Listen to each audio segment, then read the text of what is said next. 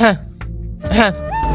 আরে আরে আমার কুড়ালটাই নদীতে পড়ে গেল। আরে কাঠুরে মন খারাপ করো না, এইবার বলে দুইটার মধ্যে কোন কুড়াল তোমার? আবে এটা তো জল পড়ে কাঠুরে গল্পের মতো লাগতেছে। আমি যদি ইমানদারি দেখে লোহার কুড়াল বলি তাহলে সে খুশি হয়ে সোনার কুড়াল দিয়ে দিবে। এই লোহার কুড়াল এইটা আমার, এই নাও। আবে সালাম, ইমানদারি কোনো ফায়দাই হলো না আজকে। এরা তো মনে হয় তোমার লোহার কুড়াল আবার দিতে পারছে।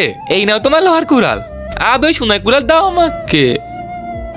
আবে সালা তো আমাকে চিনে ফেলছে, আবার লোহার কুড়াল দিয়ে গেল। আমার ইমানদারি কোনো ফায়দাই হচ্ছে না। হ্যাঁ,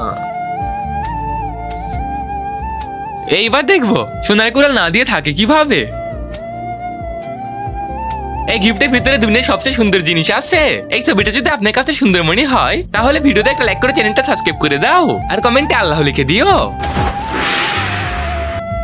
আরে বেটাই নখ কেন দেখাচ্ছ?